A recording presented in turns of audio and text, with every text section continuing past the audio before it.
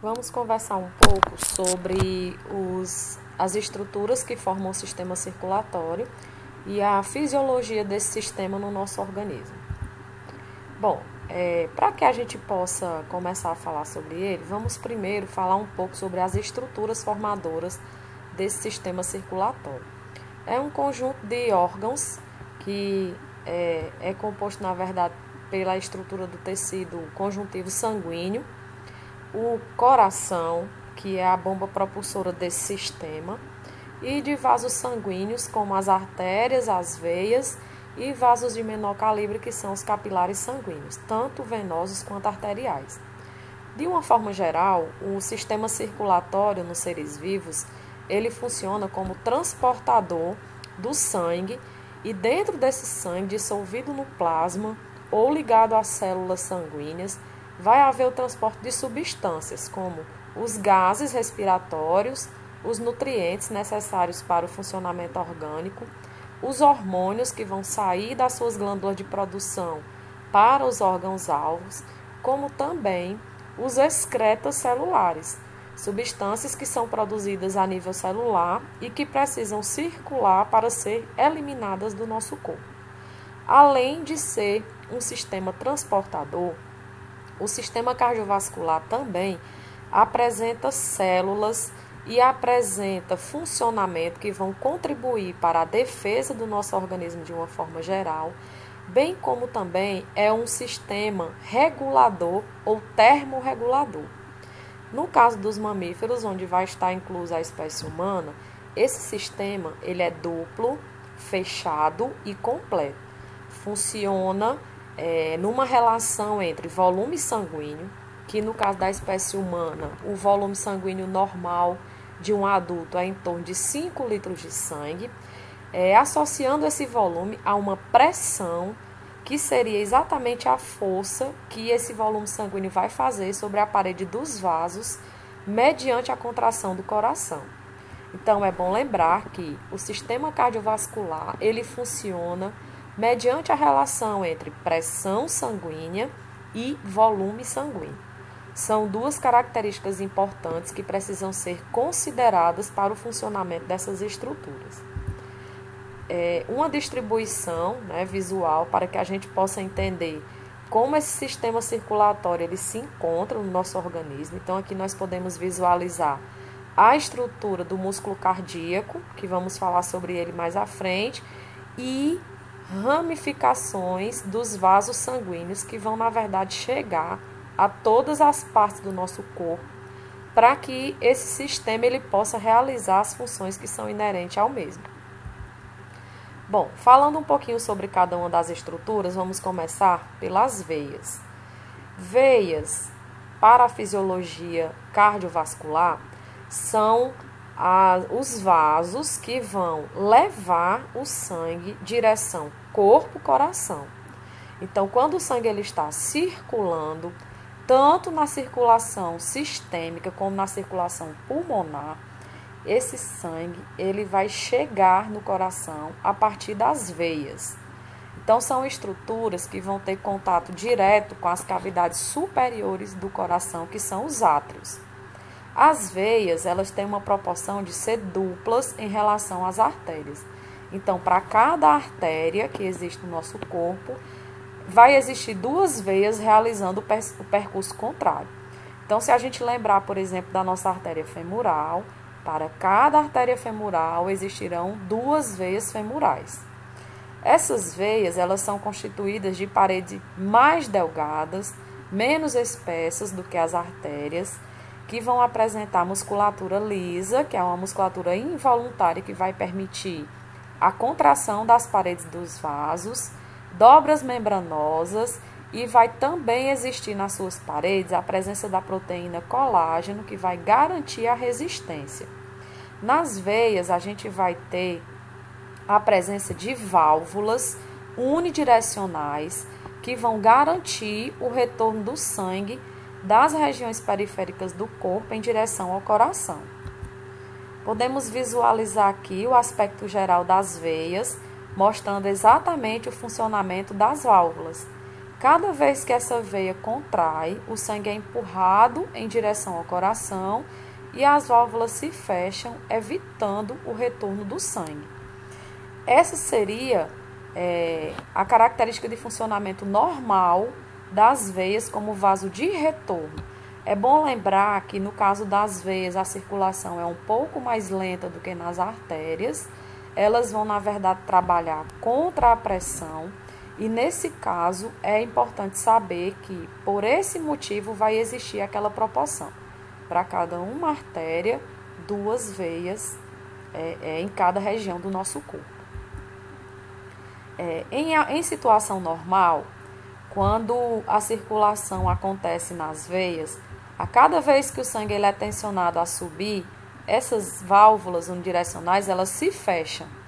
Porém, existem situações que podem ser hereditárias, genéticas, provocadas por pressão, ou por má postura, ou por uso de calçados inadequados, em que as paredes das veias elas podem perder a sua resistência e a sua elasticidade.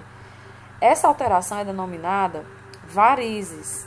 As varizes elas vão causar deformações nas veias exatamente na altura das válvulas, fazendo com que aconteça um retorno do sangue no sentido contrário, ocasionando assim uma dificuldade de circulação. Como foi dito, existem várias causas para as varizes e existem tratamentos em que podem ser feita a dissecação das veias para a retirada desse sangue acumulado. Quando essas varizes elas não são tratadas adequadamente ou por outras situações, pode acontecer também alterações como a tromboflebite superficial. Como deixei anotado aqui para vocês, é uma condição em que vai acontecer a formação de trombos venosos e esses trombos vão formar coágulos, fazendo com que aconteça um processo inflamatório na parede das veias e nos tecidos vizinhos, e isso pode ser visualizado com uma vermelhidão na pele. Essa alteração ela é considerada uma evolução benigna, porém ela pode ter complicações, porque como a gente pode ver aqui na imagem, quando os coágulos vão se formando, os trombos, eles vão acumulando coágulos na região também das válvulas internas às veias, e em algum momento esses trombos eles podem se soltar e circular pela corrente sanguínea, podendo, por exemplo, chegar até os pulmões e causar um processo de embolia pulmonar. Em relação às artérias, fazendo um comparativo do que foi visto com as veias, as artérias são vasos que vão direcionar o sangue do coração para as periferias do corpo, tanto na grande circulação ou circulação sistêmica, como na pequena circulação ou circulação pulmonar. Então, de maneira mais popular, nós dizemos que as artérias são vasos de saída do sangue do coração. Essas, por receberem a contração muscular cardíaca de imediato, vão funcionar sob forte pressão, a chamada pressão arterial. Por esse motivo, elas são pulsáteis. A pressão arterial é mais interna, já que esses vasos eles vão ser localizados mais internos às estruturas do nosso corpo, não são visíveis superficialmente. Em relação ao comparativo com as veias, são paredes mais espessas e dentre as artérias que compõem o nosso corpo, nós temos como principal artéria a aorta, que é a artéria que vai levar o sangue do coração em direção a todas as partes na circulação denominada sistêmica ou grande circulação. Como nós podemos visualizar aqui nessa imagem, a artéria ela é formada de várias camadas, em que nessas camadas vai apresentar-se o endotélio, que é o tecido epitelial interno dos vasos sanguíneos, tecido que vai abrigar a musculatura lisa e também tecido conjuntivo de revestimento, onde nós vamos ter a presença do colágeno, que é uma proteína que vai garantir resistência também às artérias. E em relação ainda aos vasos sanguíneos, nós vamos ter os capilares. Capilares, na verdade, são os prolongamentos das artérias e veias de grande calibre que vão estar posicionadas na região do tronco, em direção aos membros superiores e inferiores e à cabeça. Então, são vasos de pequeno calibre, com facilidade de deformação por serem muito delgados. Vão ser aqueles vasos sanguíneos que vão chegar a todas as extremidades dos órgãos do nosso corpo e tem comunicação direta com veias e artérias principais. Eles são vasos que, por causa da sua camada mais delgada, vai permitir trocas gasosas, trocas de nutrientes, recebimento de excretas, vai fazer a comunicação, na verdade, por difusão, já que a nossa circulação é fechada, mas vai permitir a comunicação entre órgãos e sistema circulatório, permitindo assim a troca de substâncias. Como a gente pode perceber na imagem, né, o endotélio e uma parede muscular muito delgada, formando os capilares, e esses capilares vão ser aqueles vasos sanguíneos que vão chegar a ter contato com órgãos, como o estômago, a pele, a região do sistema nervoso central, etc. Sobre as artérias, uma alteração que a gente pode considerar importante e que precisa ter um pouco de conhecimento é a arteriosclerose. O que seria isso? A ingestão de triglicerídeos e de gorduras de uma forma geral pode causar um excesso de circulação dessas substâncias na corrente sanguínea. No nosso sangue, além dos lipídios, a gente também tem a circulação de substâncias como o cálcio. Esses dois elementos, os lipídios e o cálcio, têm uma relação de se ligar, se prender à parede das artérias e formar trombos que nós conhecemos como ateromas. Esses trombos, com o passar do tempo, eles vão se acumulando na parede da artéria e vão diminuindo aqui, vão estreitando o canal de passagem sanguínea. O local onde o ateroma ele se forma faz com que a parede da artéria perca a sua elasticidade, dificultando assim a pressão arterial e fazendo com que o canal praticamente ele fique obstruído.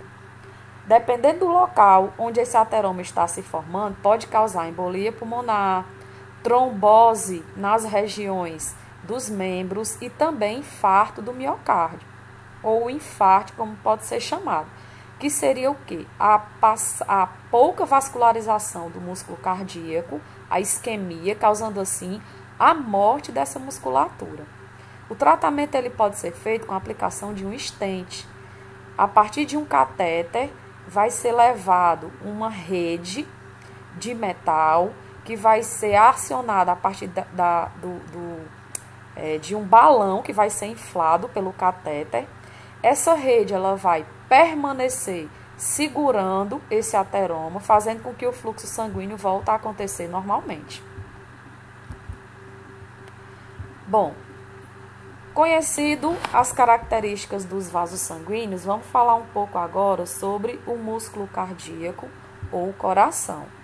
É um órgão muscular oco que fica localizado numa região central do tórax denominada mediastino e que no adulto o coração ele vai pesar cerca de 400 gramas. Internamente vai apresentar 4 cavidades. São 2 átrios, que são as cavidades superiores, e 2 ventrículos, cavidades inferiores. E como função, o coração ele é a bomba propulsora do sistema cardiovascular. Então, ele vai realizar movimentos de contração e relaxamento, que conhecemos popularmente como sístole e diástole, permitindo assim o bombeamento do sangue para o nosso corpo. Em relação ao funcionamento, o coração ele é ritmado. Esse ritmo ele vai ser controlado pelo sistema nervoso central e pelo marcapasso, além também de ter a contribuição de hormônios, como no caso da adrenalina e a noradrenalina. Esse ritmo ele pode ser constante, pode mudar de acordo com a movimentação do corpo e ele é involuntário. Então, nós não temos o controle voluntário dos batimentos cardíacos. Como o coração se apresenta internamente? 2 cavidades superiores, o átrio direito e o átrio esquerdo, que vão receber o sangue que vem da circulação tanto sistêmica quanto pulmonar, duas cavidades inferiores, ventrículo direito e ventrículo esquerdo, que vão impulsionar o sangue para que ele seja distribuído para o corpo. Então, a gente já pode considerar, se os átrios são cavidades de chegada do sangue, esses átrios terão contato com as veias do sistema circulatório.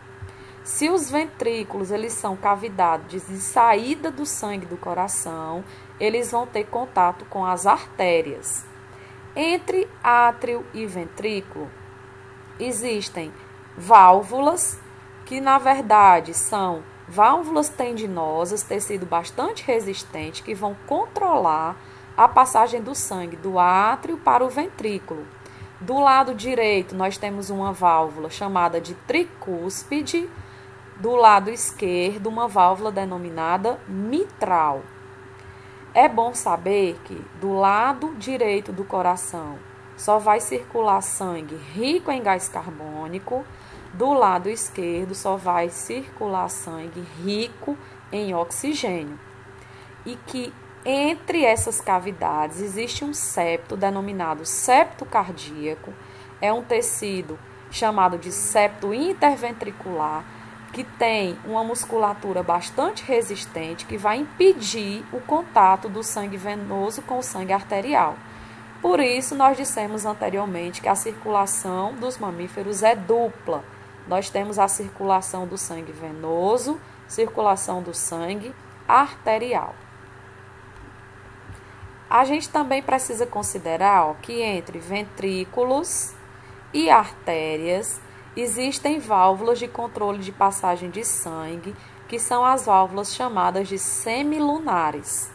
É exatamente o contraste de batimento entre as válvulas atrioventriculares e as válvulas semilunares que vão garantir o som do batimento cardíaco.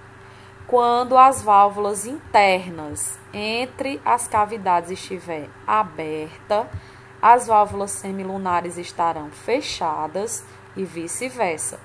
Então, o ritmo cardíaco é dado e também o som cardíaco pela abertura e o fechamento compassado dessas quatro válvulas. Essa imagem, para que a gente possa já começar a compreender a circulação do sangue entre os vasos sanguíneos e o coração. Então, quando o sangue ele vem da grande circulação, ele chega ao átrio direito, tanto pela veia cava superior, que vai trazer o sangue dos membros superiores e da cabeça, e a veia cava inferior, que vai trazer o sangue do tronco e dos membros inferiores. Esse sangue ele é rico em gás carbônico. Vai passar do átrio direito em direção ao ventrículo direito, para que haja uma contração e esse sangue seja direcionado pela artéria pulmonar, que vai se ramificar e vai levar o sangue em direção tanto ao pulmão direito quanto ao pulmão esquerdo. Esse sangue ele vai passar pela hematose ou pelas trocas gasosas, deixando assim o gás carbônico que vai ser eliminado na respiração e trazendo de volta em direção ao coração o sangue arterial. Este chegará ao coração pelas veias pulmonares em direção ao átrio esquerdo. Do átrio esquerdo, o sangue será direcionado ao ventrículo esquerdo e, na sequência, em direção à artéria aorta, onde vai ser distribuído para o corpo. Então, o que a gente pôde perceber? Quando o sangue chega no coração, tanto da grande circulação quanto da pulmonar, esse sangue é recebido nos átrios, a partir das veias. Na sequência, esse sangue vai ser direcionado ao corpo para a grande circulação, a partir dos ventrículos, pelas artérias, tanto a artéria pulmonar quanto a artéria aorta. Externamente, a gente pode perceber os dois átrios direitos, que apresentam paredes bem delgadas em relação aos ventrículos, e nesses ventrículos, uma quantidade importante de tecido adiposo que vai estar circundando os vasos coronarianos, que são tanto artérias e veias que recobrem externamente o coração. E esse tecido adiposo ele vai ser importante porque ele promove a produção de calor e a reserva energética para o funcionamento do músculo cardíaco. Os vasos coronarianos, eles são os primeiros vasos, principalmente as artérias, que vão ter contato aqui com a artéria aorta para nutrir o músculo cardíaco. Quando o sangue está passando por dentro do coração, não existe relação direta da absorção de nutrientes e nem liberação de excretas do músculo cardíaco. É simplesmente uma passagem de sangue. Para que esse músculo ele seja nutrido, é necessário que o sangue ele circule pelos vasos coronarianos. As artérias coronarianas vão receber os excretas, vão direcionar a veia cava. Então, o que a gente tem na vista externa do coração? O tecido adiposo e os vasos coronarianos. Bom, para que a gente possa começar a falar sobre a fisiologia do músculo cardíaco, a gente precisa entender que o sistema elétrico do coração ou sistema de estimulação cardíaco recebe do sistema nervoso central o estímulo, porém esse estímulo ele tem funcionamento próprio. E aí esse impulso nervoso que vem do sistema nervoso central é recebido por um nó que fica exatamente entre a veia cava superior e o átrio direito, que é chamado de nó sinoatrial ou sinusal. É exatamente essa estruturazinha que nós chamamos de marcapasso natural. O marcapasso, ele é o sistema elétrico que vai controlar os batimentos cardíacos. Então, como ele vai funcionar? Após receber o estímulo do sistema nervoso central, ele vai distribuir esse estímulo inicialmente para o átrio esquerdo e para o átrio direito. E após esse estímulo chegar nos átrios, ele vai chegar num segundo nó, chamado nó atrioventricular. A partir desse nó, o estímulo nervoso vai ser direcionado aos ramos direito e esquerdo, chamados feixe de His, que será conduzido aqui no percurso do septo cardíaco e se ramificará. Esses ramos a gente chama de rede ou feixes de Purkinje, e são esses ramos que vão permitir a contração ventricular. Então, mais uma vez repetindo, o estímulo chega no marcapasso natural, se distribui em direção aos átrios e, na sequência, percorre o septo cardíaco para que suas ramificações possam estimular os ventrículos. Então, esse sistema elétrico vai controlar sístole e diástole, que são os movimentos de batimento cardíaco. Nós iremos visualizar esse funcionamento agora, nesta animaçãozinha aqui, que eu vou passar para vocês.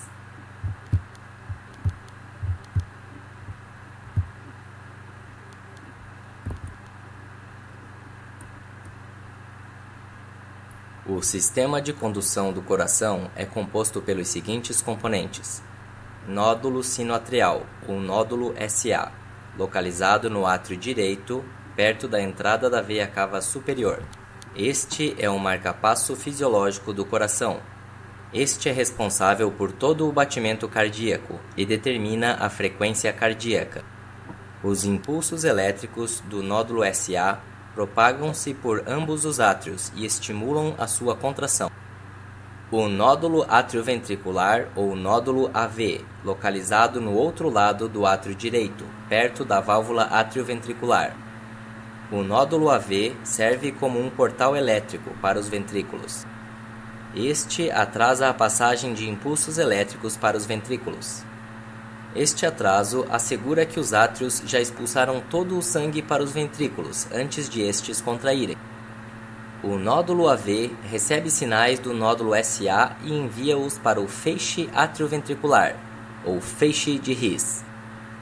Este feixe é dividido em dois ramos, o ramo direito e o ramo esquerdo, que conduzem os impulsos até o ápice do coração.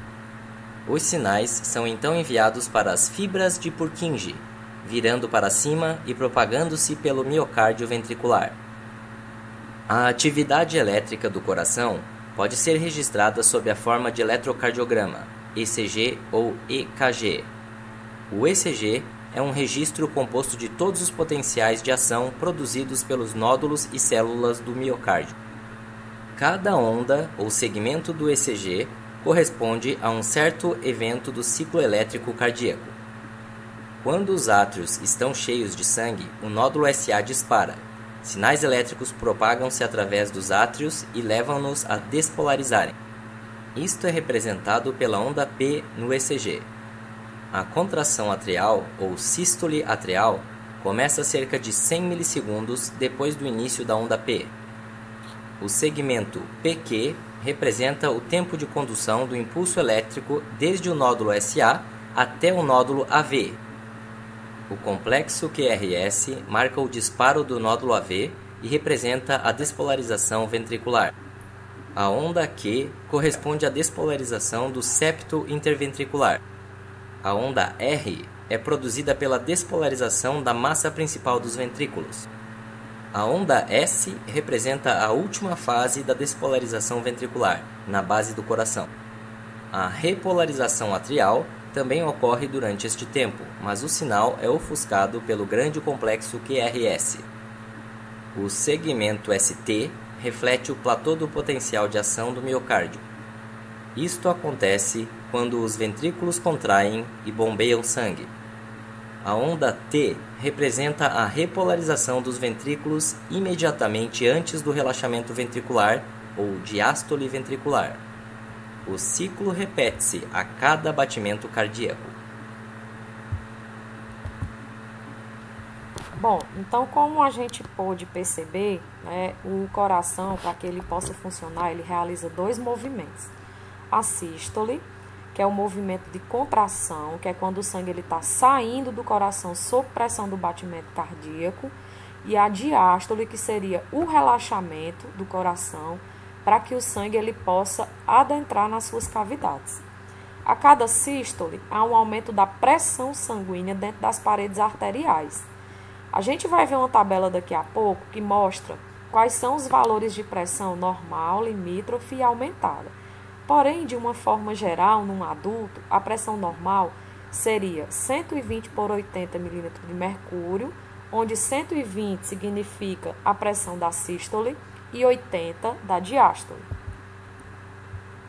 Nessa imagem, nós podemos mais uma vez entender como vai funcionar a sístole e a diástole, entendendo assim como vai funcionar a fisiologia cardíaca. Quando o sangue ele vem, tanto da grande circulação quanto da circulação pulmonar, para que ele possa entrar nos átrios, vai acontecer a diástole atrial. Seria o relaxamento das cavidades superiores para que esse sangue ele consiga entrar nas cavidades. Na sequência, vai haver uma contração dessas cavidades, que seria a sístole atrial, abrindo assim as válvulas tricúspide e mitral, fazendo com que o sangue seja direcionado para os ventrículos, que neste momento estarão em diástole ventricular, relaxando as cavidades inferiores para receber o sangue. Durante esse processo de sístole atrial, diástole ventricular, as válvulas tricúspide e mitral estarão abertas e as válvulas semilunares estarão fechadas. Após o sangue ser totalmente direcionado para as cavidades ventriculares, as duas válvulas atrioventriculares se fecharão e acontecerá uma sístole ventricular, que seria a contração dos ventrículos, fazendo com que as válvulas semilunares se abram e as artérias, a aorta e pulmonar, recebam o sangue que vai sair do coração. É importante saber que nesses processos de contração, a maior força muscular exercida acontecerá no ápice do coração, que é a região que está sendo indicada na imagem e é onde a contração muscular é mais intensa.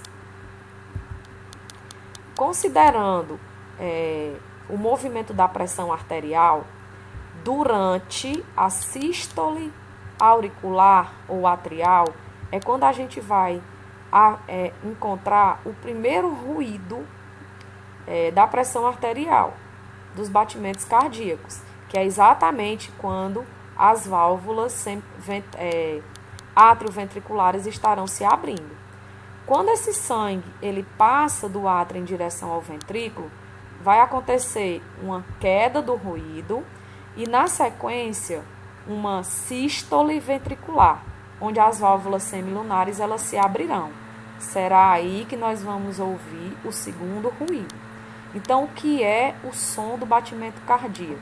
Seria inicialmente a abertura das válvulas que estão entre átrios e ventrículos e, na sequência, a abertura das válvulas semilunares que estão entre ventrículo e artérias. É esse o movimento de batimento cardíaco, considerando o ritmo cardíaco, considerando a sístole e a diástole, que são a contração e o relaxamento, respectivamente. Nós vemos aí uma animação de como esse sangue vai circular, e nessa animação dá para perceber que, enquanto o sangue arterial passa do lado esquerdo do coração, o sangue venoso passa do lado direito, e por conta do septo cardíaco não ocorre a mistura desses sangues. Do mesmo jeito que dá para perceber que, enquanto as válvulas atrioventriculares estão abertas, as válvulas semilunares estão fechadas e vice-versa, que é exatamente o que vai ditar o ritmo e o som do batimento cardíaco. Em relação aos valores que são verificados na pressão arterial, a pressão ela é considerada normal ou ótima quando ela está menor ou igual a 12, a sua pressão máxima, considerando entre 11 e 12, e a pressão mínima 8 milímetros, então 12 por 8 ou 120 por 80. Ela pode ser considerada normal entre 11 por 6 e 13 por 8. Essas pressões, dependendo da idade, dependendo da atividade corpórea, elas podem ser consideradas normal. Acima desses valores, até 13 por 9 é considerado uma pressão limítrofe. Acima disso, entre 14 e 15 de pressão máxima e 9 a 9,9 de pressão mínima, é considerado uma hipertensão leve. E aí, como a gente pode ver aqui no gráfico, nós temos 3 estágios da hipertensão, de leve a grave, sendo que a hipertensão arterial é uma alteração que tem vários motivos e que tem tratamento e que precisa ser investigada. Nós temos aqui um gráficozinho que fala um pouquinho sobre a hipertensão arterial, dos fatores de predisposição, como por exemplo, a idade, as pessoas quando vão envelhecendo têm tendência a ter hipertensão arterial, a obesidade, o uso de drogas como o cigarro e o álcool, a ingestão descontrolada de sal, que vai fazer com que haja uma retenção de água na circulação, causando um aumento da pressão arterial, fatores hereditários, a falta de atividade física. Alguns pesquisadores associam pessoas de cor, de pele escura, de pele preta, que podem ter pressão arterial aumentada, alimentos que são ricos principalmente em sódio, e há outras doenças como a diabetes e o estresse. Quando é verificado que essa pressão arterial está aumentada, é necessário descobrir então o fator de predisposição e tratar adequadamente, pois isso traz risco de vida. Outra alteração que pode acontecer no sistema cardiovascular é o infarto. Como a gente pode ver aqui, seria uma isquemia por conta de acúmulo de ateromas ou de trombos na circulação dos vasos coronarianos. Dependendo da área afetada, esse infarto pode ser parcial ou total, podendo então acontecer infarto agudo do miocárdio fulminante, levando assim à morte.